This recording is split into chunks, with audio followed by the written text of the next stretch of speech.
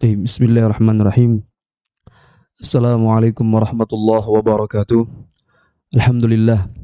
Salatu wassalamu ala rasulillah wa ala alihi wa sahbihi wa man wala. Asyhadu an la ilaha illallah wahdahu la syarika lah. Wa asyhadu anna Muhammadan abduhu wa rasuluhu alladzi la nabiyya ba'da amma ba'd. Ikhwani fi din wa akhwati fillah rahimani rahimakumullah. Alhamdulillah. Kita bersyukur pada Allah Subhanahu wa taala.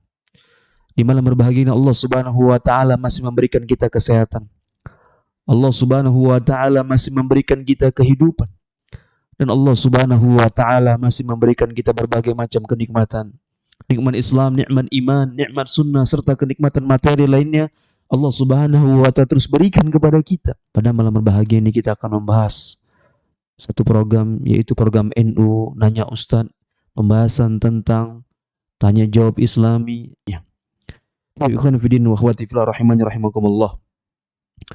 Untuk pertanyaan yang pertama yang insyaallah ta'ala kita akan bahas, yaitu ada yang bertanya, Assalamualaikum warahmatullah, izin bertanya apa arti dari mahram, dan apakah anak perempuan dari saudara kandung itu mahram atau tidak ya. Untuk yang bertanya ini, salah satunya apakah itu mahram? Mahram adalah laki-laki yang haram dinikahi oleh seorang wanita. Mahram diantaranya adalah bapaknya, kemudian kakeknya terus ke atas, kemudian anaknya, kemudian terus ke bawah cucu. Ini mahram. Kemudian saudara kandungnya, baik yang atas maupun bawah, baik itu abangnya, kakaknya ataupun adiknya, dan juga mahram. Yang tersebut tidak boleh dinikahi oleh dia. Tidak boleh dinikahi oleh seorang wanita tersebut, kawan. Ya, ini namanya mahram. Dia tidak boleh dinikahi. Kemudian Nabi Shallallahu Alaihi Wasallam pernah ditawarkan seorang wanita, yang mana wanita itu adalah saudari sepersuannya, sepersuan Nabi Shallallahu Alaihi Wasallam, maka Nabi SAW tidak mau menikahinya. Ya, dan ini juga berkaitan tentang orang-orang yang larang dinikahi atau wanita-wanita larang nikahi. Dalam pembahasan ilmu fikih ada muharraman mu'abbadah dan muharraman mu'aqqadah. Muharraman mu'abbadah adalah wanita-wanita yang selama-lamanya nggak boleh dinikahi oleh seorang laki-laki. Nenek ke atas terus, ini tidak boleh nikahi. Ini mahram mu'abbadah, selama-lamanya bagi laki-laki tidak boleh menikahi ibunya. Tidak boleh dia menikahi neneknya. Ya. Kemudian anak perempuan, kemudian cucu perempuan, ini termasuk mu'abbadah.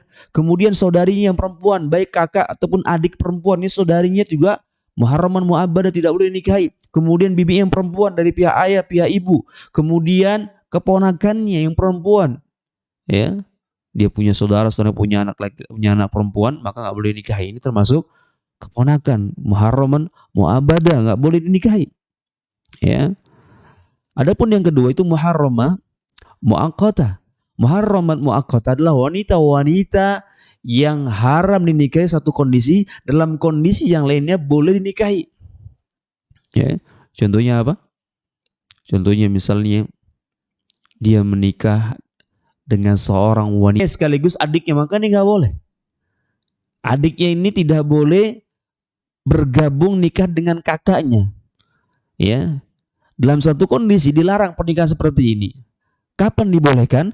Ketika misalnya si wanita tersebut telah meninggal, kemudian laki-laki tersebut menikahi adiknya, baru ini bisa. Ya, dan tadinya haram, sekarang jadi halal.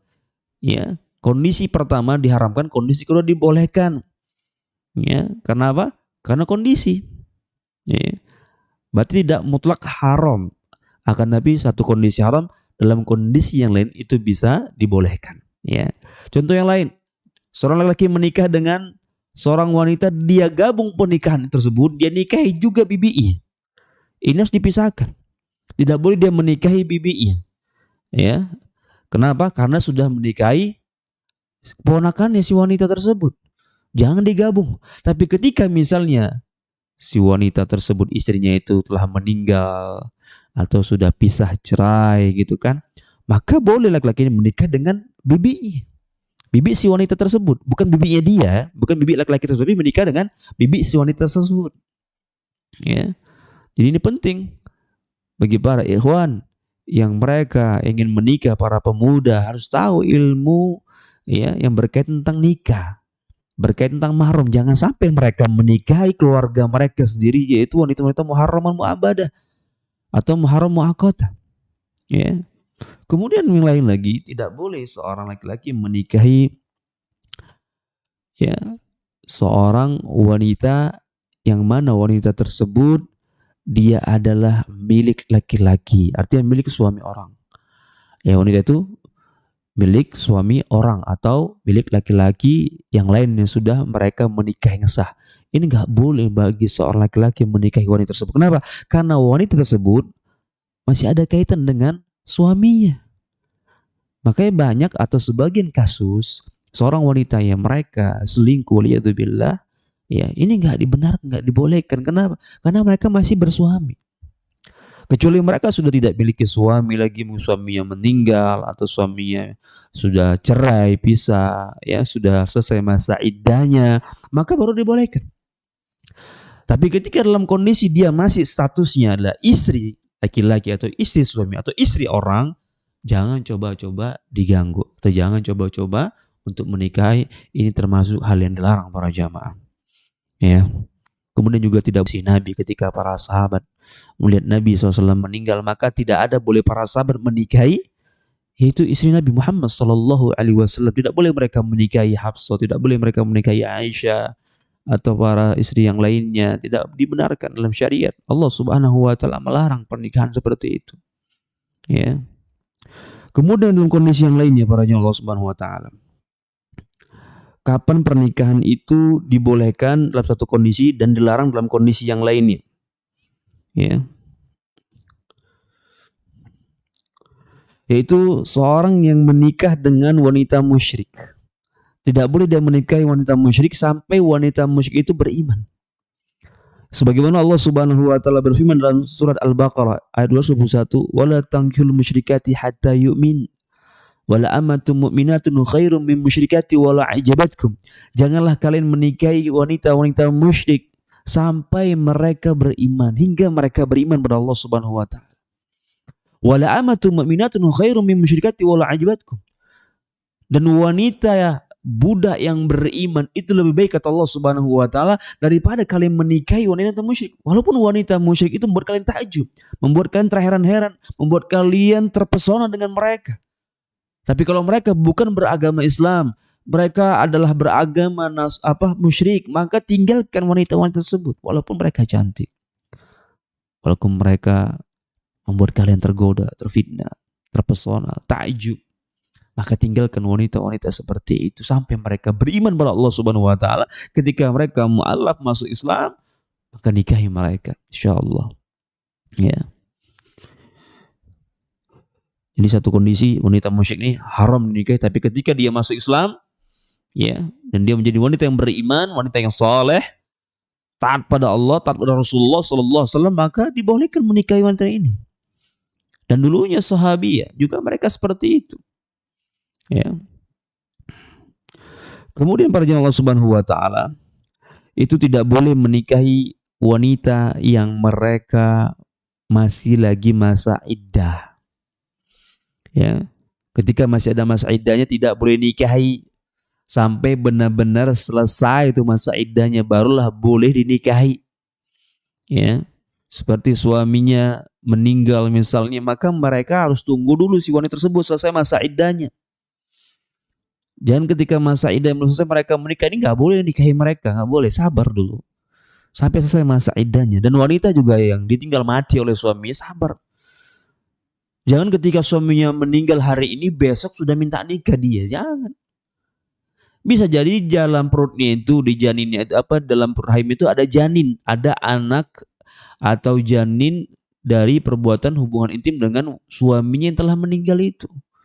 Ketika bercampur nanti suami yang kedua misalnya belum masa iddah selesai, ini tidak jelas nih anak siapa. Tapi ketika sudah selesai masa iddah, Misalnya jelas si wanitanya hamil, maka dia harus selesaikan dulu sampai dia melahirkan. Kemudian ketika sudah masa iddah selesai walaupun dia tidak hamil, ya maka jelas. Karena wanita itu ketika dia haid, maka dia tidak akan hamil. Tapi ketika dia tidak haid, bisa jadi dia akan hamil, maka itu akan dilihat dulu siapa yang menjadi atau itu janin milik siapa, si suami yang pertama atau ke suami yang kedua kalau dia yang menikah belum masa iddah selesai. Maka tunggu dulu sampai selesai. Ketika sudah selesai masa iddahnya barulah mereka halal berhubungan suami istri, berhubungan intim ya karena sudah selesai masa iddahnya. Tapi ketika kondisi dan halal dalam kondisi yang lain adalah wanita pezina hingga dia benar-benar bertobat dan sekali haid. Ya. Ketika mereka berzina wanita-wanita ini, ya mereka jual kehormatan mereka dengan yang sangat murah. Kemudian mereka sering berzina waliyadzubillah, ya. Kemudian mereka tidak punya rasa malu waliyadzubillah. Tapi kemudian mereka ingin kembali kepada Allah, ingin taubat kepada Allah Subhanahu wa taala, dan Allah Subhanahu wa taala Maha penerima taubat. Allah Subhanahu wa taala mengatakan, ya ladzina amanu tubu ilallahi taubatan nasuha, ya orang beriman bertobatlah kalian pada Allah dengan taubat nasuha.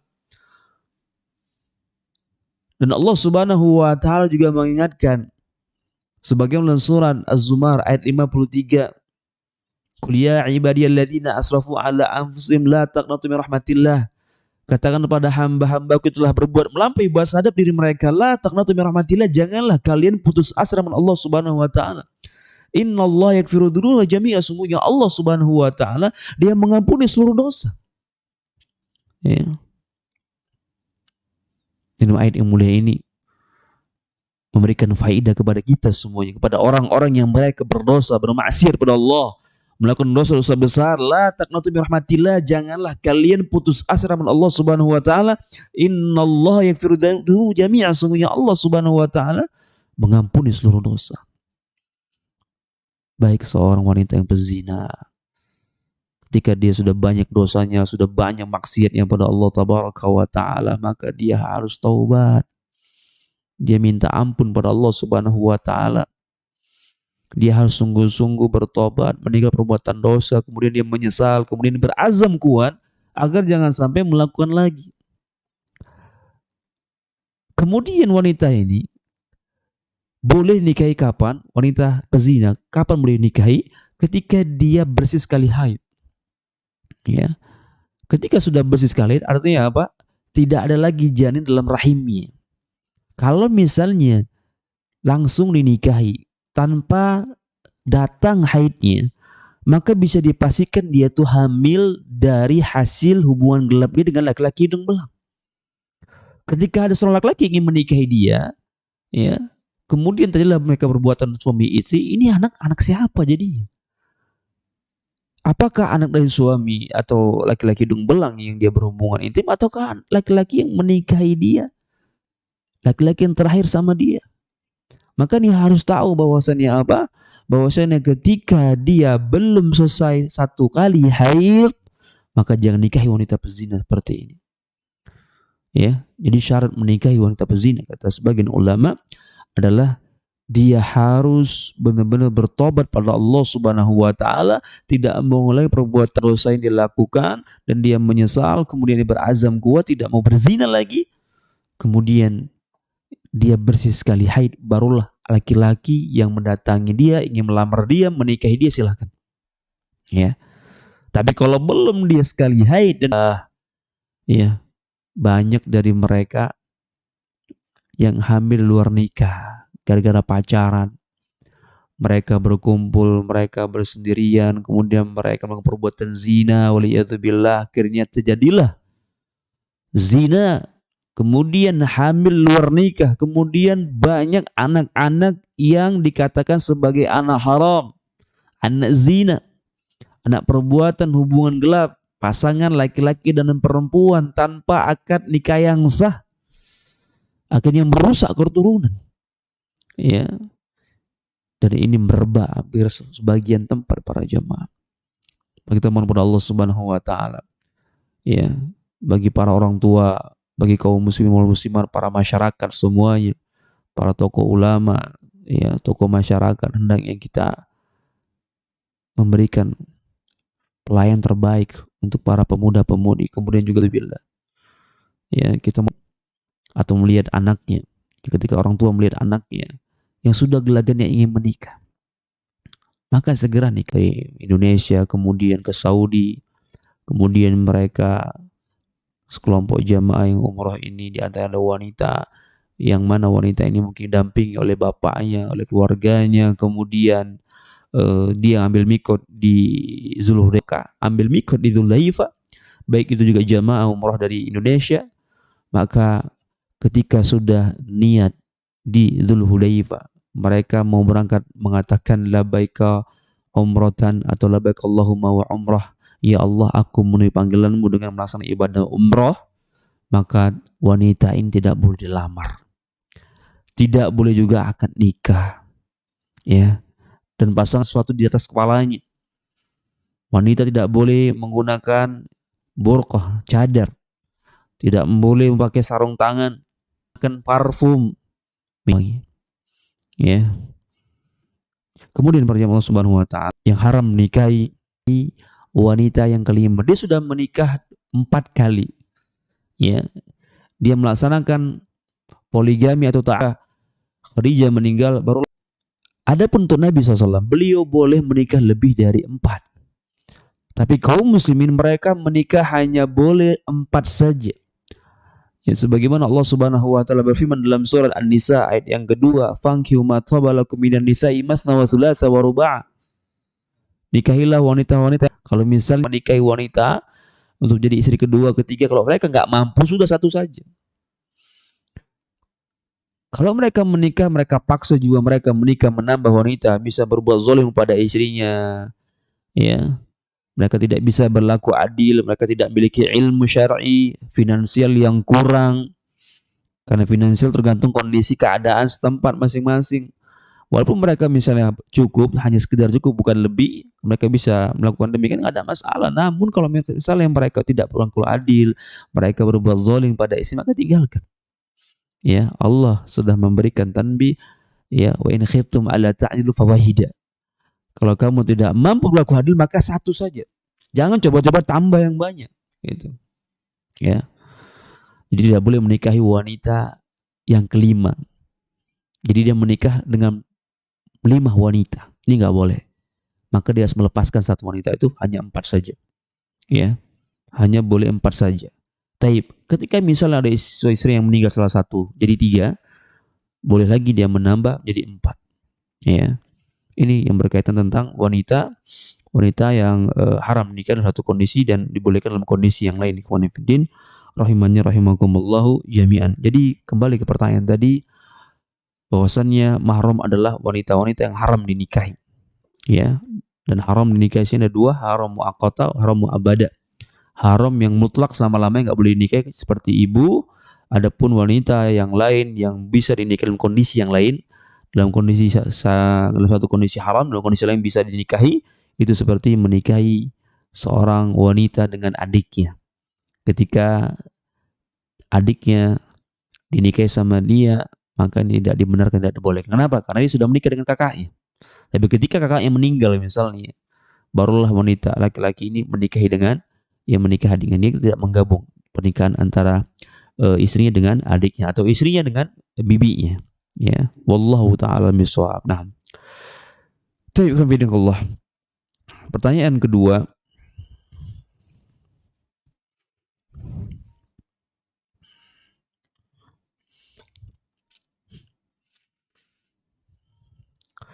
Assalamualaikum Ustaz. Afwan izin bertanya Ustaz.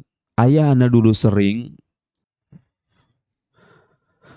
kemudian meninggalkan ibu ana dan menikah lagi dengan seorang wanita Nasrani. Dan ayah saya sudah tidak muslim lagi saat itu.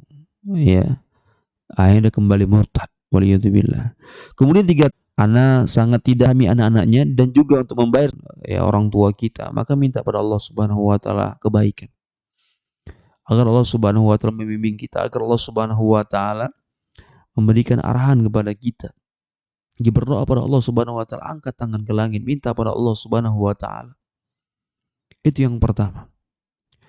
Yang kedua, ketika seorang bapak yang dia memang harus bertanggung jawab pada keluarganya dan dia merupakan laki-laki yang mu'alaf di sini, kemudian dia masuk Islam, kemudian dia balik lagi ya murtad waliyadzubillah, ya.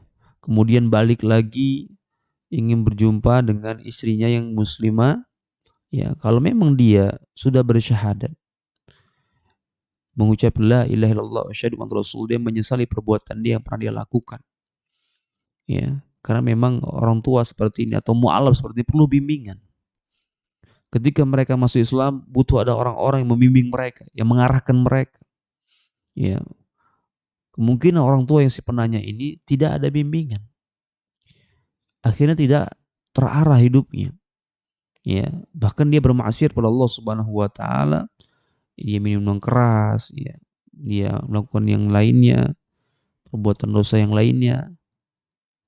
Maka dalam kondisi seperti ini, kalau misalnya bapak yang penanya ini tadi dia benar-benar tobat kepada Allah Subhanahu wa taala, ingin kembali pada ibunya, ya maka itu hal yang baik. Kalau misal memang mereka masih ada kemungkinan untuk balik lagi, ya, dan bapak ini bertobat kepada Allah Subhanahu wa taala, itu baik. Namanya rumah tangga pasti ada cekcok, itu hal yang biasa begitu. Namun kita lihat skalanya. Apakah skala yang besar, skala yang sedang, atau skala yang kecil? Namanya rumah tangga pasti ada ya sedikit ricuh gitu. Kemudian kalau misalnya bapak ingin kembali, dia telah merasa menyesal ya anaknya tadi, maka dia berusaha untuk memberikan maaf kepada bapaknya. Kalau memang bapaknya ingin kembali lagi kepada keluarganya, kepada istri dari si penanya ini, ya. Dan anak tadi ini jangan sampai mengatakan lebih baik cerai saja, karena urusan cerai itu bukan urusan kita anak, tapi urusan orang tua. Ya, selama masih bisa digabungkan, disatukan, maka jangan ada sampai perceraian. Maka Allah Subhanahu wa taala dalam surah An-Nisa 34-35 yang menyebutkan tentang bagaimana cara menasihati istri, misalnya istri yang bersalah, dikasih nasihati fa'izuhunna. Kemudian kalau misal nggak bisa nasihati, ya pisah ranjang, wahdurunna fil madhaji', ya wadribunna fil madhaji', ya. Sebagai Allah Subhanahu wa taala mengatakan fa'izuhunna wahjuruhunna fil madhaji'. Kemudian dihajar, diboikot, jangan terus ranjang. Kalau nggak bisa juga dinasihati, nggak bisa juga diboikot, didiami, maka cara ketiga dipukul. Tapi jangan mukul wajah, tapi pukullah yang memang itu untuk agar dia sadar. Ya. Kalau nggak bisa juga, maka fab'athu hakamin ahli wa hakamin ahliha. Kalau misal dia nggak bisa juga dikumpulkan nih, nggak bisa juga nasihati nih perempuan, ya, maka panggil utusan dari pihak si istri dan satu utusan dari pihak suami agar dibicarakan masalah yang ada. Kumpulkan 4 orang, bicarakan masalah yang ada, putuskan. Kalau masih bisa bersatu, silakan bersatu, bergabung lagi. Ya. Ini misalnya kalau istri yang salah, atau sebaliknya kalau suami yang salah, kumpulkan juga. Siapa yang sebenarnya salah? Bicarakan baik-baik. Kalau memang mau ingin berjalan kembali, ingin bersatu kembali, ya kembali, tidak perlu cerai. Namanya rumah tangga pasti ada broken sedikit, itu biasa. Ya. Maka sang istri harus berlapang dada dan suami juga harus banyak mengalah. Ya. Namun kalau masih bisa satukan, silakan bergabung lagi. Nggak mustahil dia akan jadi orang-orang baik. Ya. Jadi penting bagi kita semuanya, ketika kita melihat orang tua kita yang lagi broken, kita doakan, kemudian kita arahkan, bukan kita memanas-manasi. Ya. Kemudian yang ketiga, bagi si anak ini nggak perlu trauma. Ya. Mungkin dia lagi diuji dengan orang tuanya, dengan bapak dan ibunya yang broken, yang ribut. Ya, maka dia lagi diuji. Maka bersabar. Apalagi orang tuanya laki-laki ini mengatakan jangan pakai jilbab besar-besar. Ini bisa melarang dia untuk tidak pakai jilbab. Misalnya bapaknya melarang dia untuk sholat, kian para jemaah, ya tetap sholat menghadap Allah Subhanahu wa taala dan tidak perlu trauma. Kalau misal ada hal seperti trauma seperti ini sampai dia tidak mau nikah lagi, tidak suka mau menikah, kenapa? Karena khawatir dia mendapatkan suami seperti bapaknya, maka dia harus tinggalkan itu. Tidak perlu dia trauma. Karena menikah ini hukumnya kembali kepada kondisi seseorang sebagaimana sebagian pendapat ulama, bisa halal, bisa haram, ya, bisa wajib, bisa sunnah, bisa makruh. Ya, bisa wajib, bisa sunnah, bisa makruh, dan bisa haram. Kapan wajib? Ketika dia sudah tidak tahan lagi. Kalau dia tidak segera menikah, dia akan bisa berbuat zina, maka kondisi seperti ini dia wajib segera menikah. Kalau misalnya dia belum sampai terjatuh perbuatan zina dalam pernikahan, nggak masalah. Ya. Pertama, apakah dan juga kita harus tahu bahwasannya apa? Bahwasannya menikahi wanita pezina, ya dua syarat. Dia harus benar-benar bertobat. Yang kedua harus bersih sekali haid. Ya, wallahu ta'ala alam bisawab. Nah, mungkin ini aja para jamaah yang bisa kita sampaikan, mudah-mudahan bermanfaat. Yang insya Allah ta'ala kita akan lanjutkan pada pertemuan-pertemuan berikutnya. Yang insya Allah ta'ala alam, mudah-mudahan Allah Subhanahu wa ta'ala pertemuan kita dengan bulan Syahal Ramadan, bulan yang mulia, bulan ampunan, bulan Al-Quran Al-Karim, bulan yang dibukakan pintu surga dan ditutup pintu-pintu neraka. Mudah-mudahan Allah Subhanahu wa ta'ala pertemuan kita dengan bulan Syahal Ramadan. Allahumma balikna Ramadan. Dan insyaallah ta'ala pada kesempatan berikut ini nanti kita akan membahas tentang pertanyaan-pertanyaan yang berkaitan tentang Ramadan, berkaitan tentang ibadah puasa, atau berkaitan tentang i'tikaf, zakat, ya, dan hari raya insyaallah ta'ala alam.